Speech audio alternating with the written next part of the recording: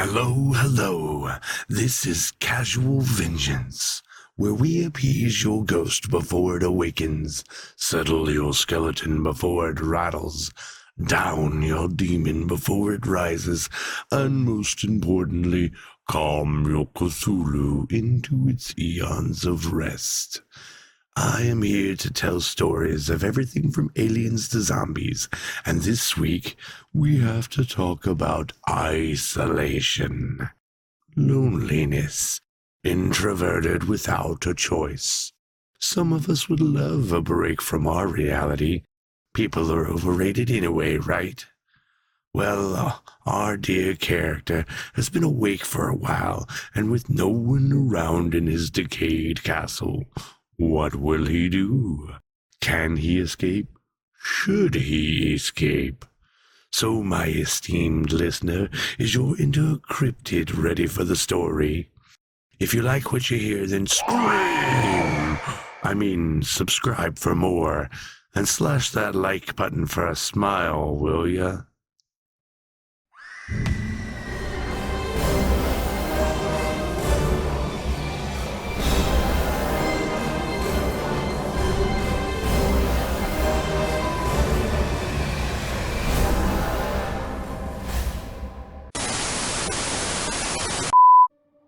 The Outsider by H.P. Lovecraft. That night the Baron dreamt of many a woe, and all his warrior guests, with shade and form of witch and demon and large coffin worm, were long benightmared. John Keats. Unhappy is he whom the memories of a childhood bring only fear and sadness. Wretched is he who looks back upon lone hours in vast and dismal chambers, with brown hangings and maddening rows of antique books, or upon awed watches in twilight groves of grotesque, gigantic, and vine-encumbered trees that silently wave twisted branches far aloft. Such a lot the gods gave to me, the dazed, the disappointed, the barren, the broken, and yet I'm strangely content, and I cling desperately to those seer memories when my mind momentarily threatens to reach beyond to the other. I know not where I was born, save that castle was infinitely old and infinitely horrible, full of dark passages and having high ceilings where the eye could find only cobwebs and shadows.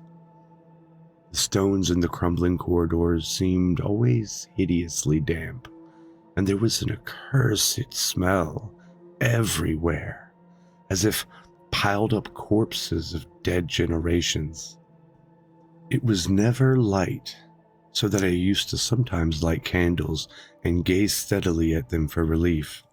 Nor was there any sun outdoors, since the terrible trees grew high above the topmost accessible tower. There was one black tower, which reached above the trees and into the unknown outer sky, but that was partially ruined and could not be ascended save by a well-nigh impossible climb up a sheer wall, stone by stone. I must have lived years in this place, but I cannot measure time. Beings must have cared for my needs, yet I cannot recall any person except myself, or anything alive, but the noiseless rats and bats and spiders.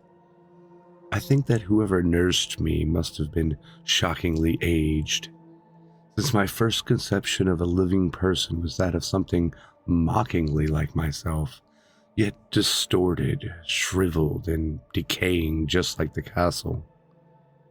To me, there was nothing grotesque in the bones and skeletons that strode some of the stone crypts deep down among the foundations. I fantastically associated these things with everyday events and thought them more natural than the colored pictures of living beings which I found in many of the moldy books. From such books I learned all that I know. No teacher urged me or guided me, and I do not recall hearing any human voice in all those years, not even my own.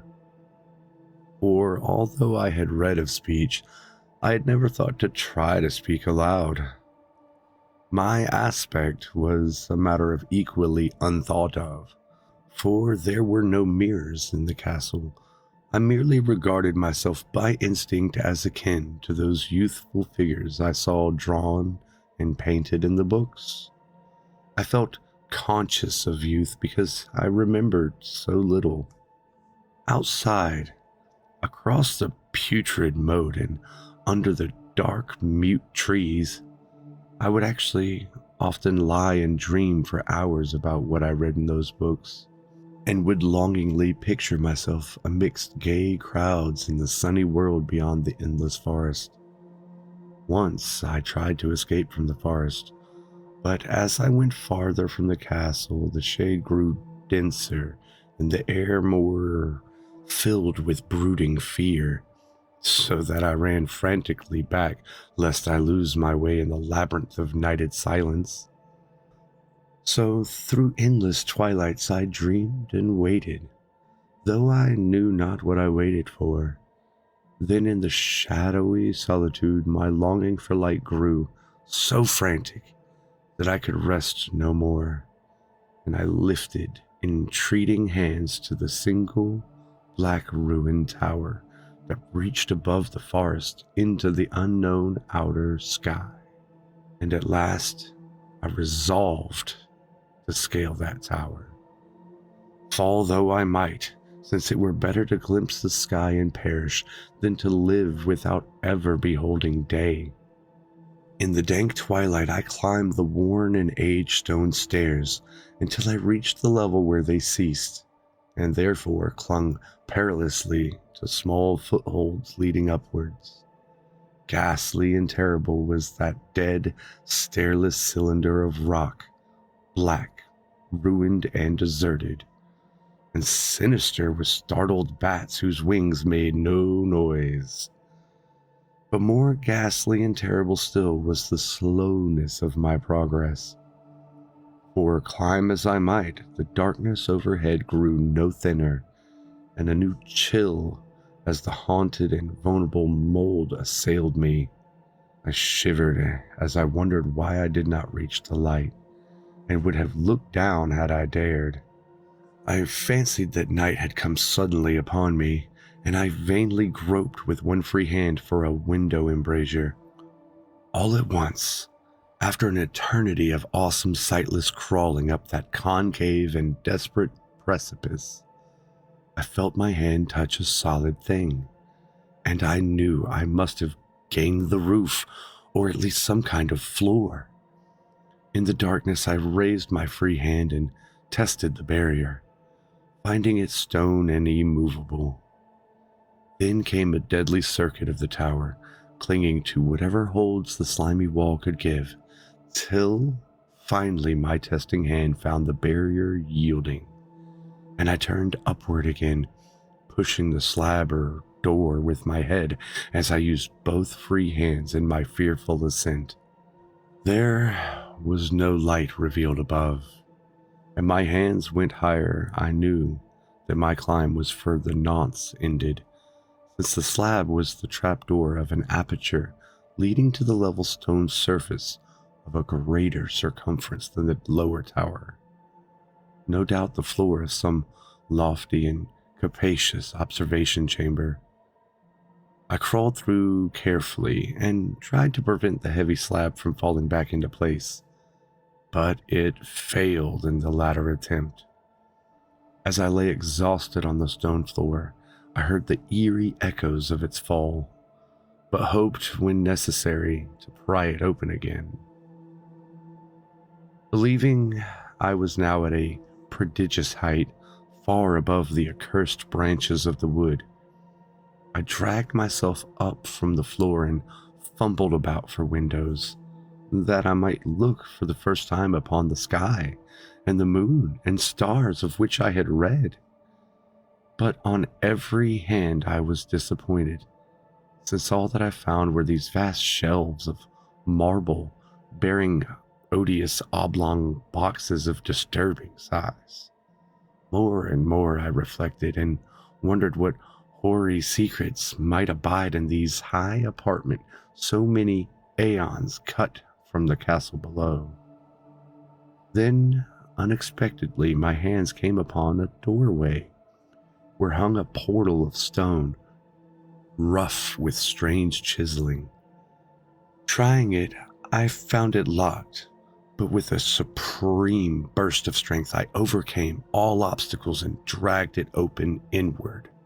As I did, there came to me the purest ecstasy I have ever known, for shining tranquilly through an ornate grating of iron and down the short stone passageway of steps that ascended from the newly found doorway was the radiant full moon, which I had never before seen, save in dreams and in vague visions I dared not call memories.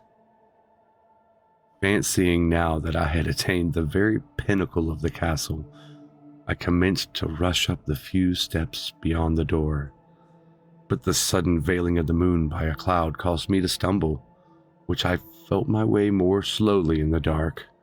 It was still very dark when I reached the grating, which I tried carefully and found unlocked, but which I did not open for fear from falling from the amazing height to which I had climbed. Then the moon came out.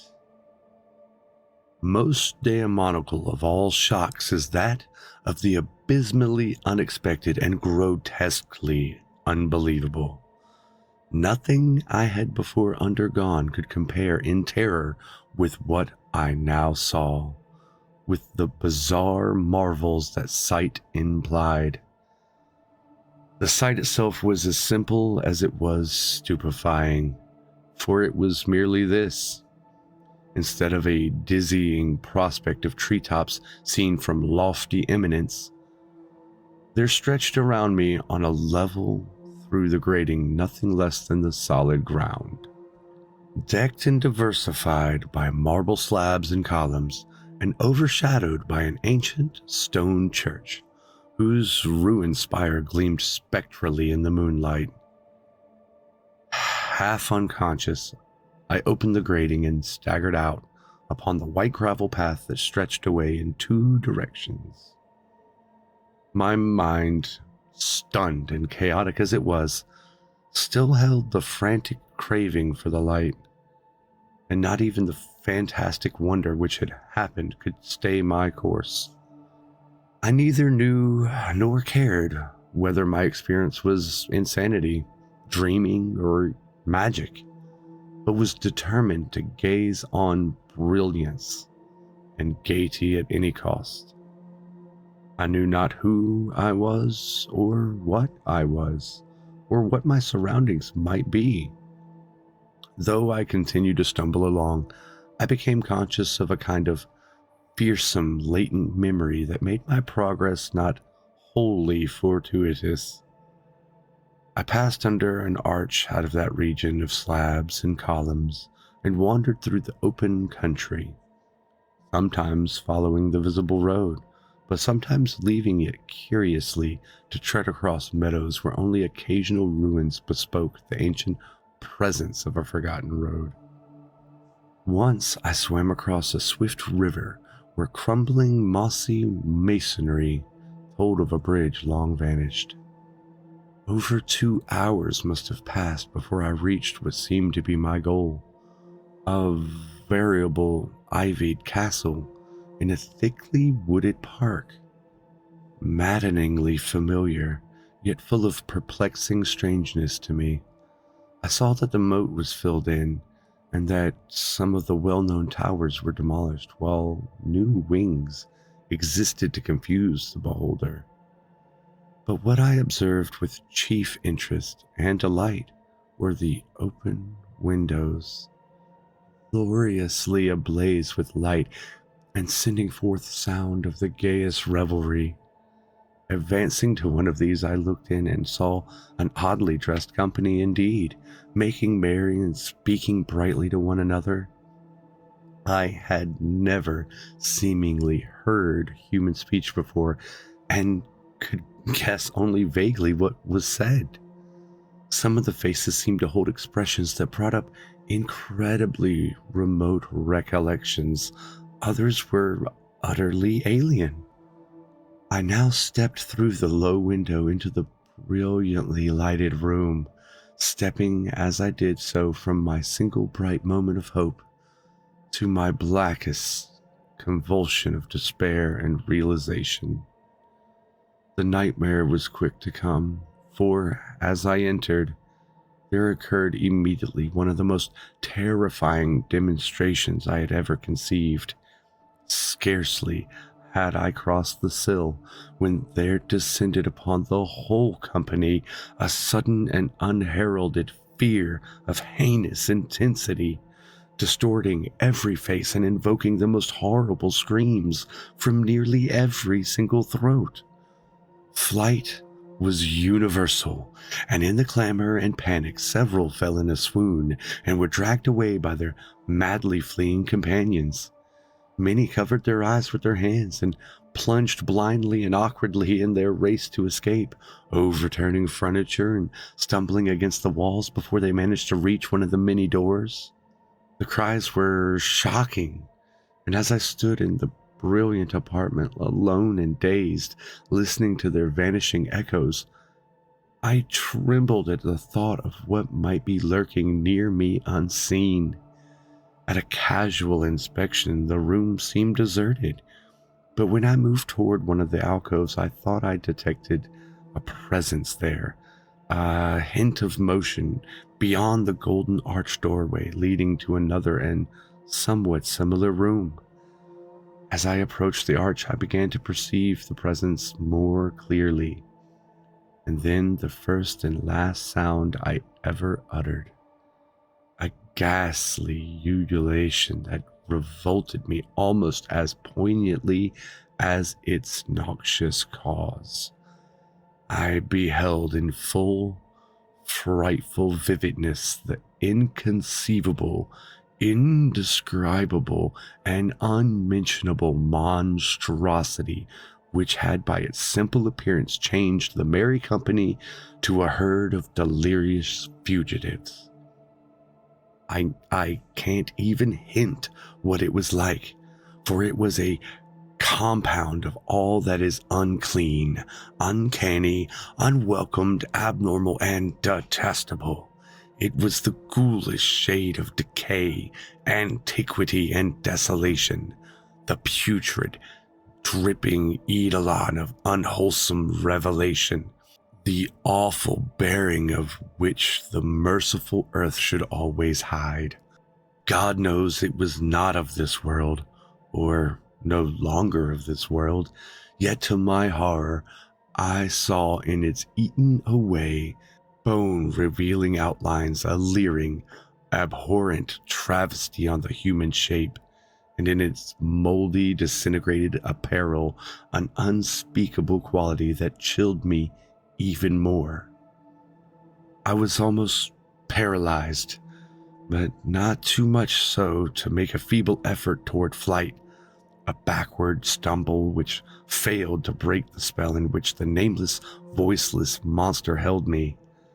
My eyes, bewitched by the glassy orbs which stared loathsomely into them, refused to close, though they were mercifully blurred, and shrewd the terrible object but indistinctly after the first shock.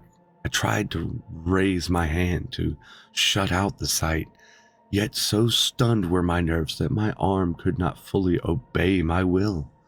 The attempt, however, was enough to disturb my balance, so that I had to stagger forward several steps to avoid falling.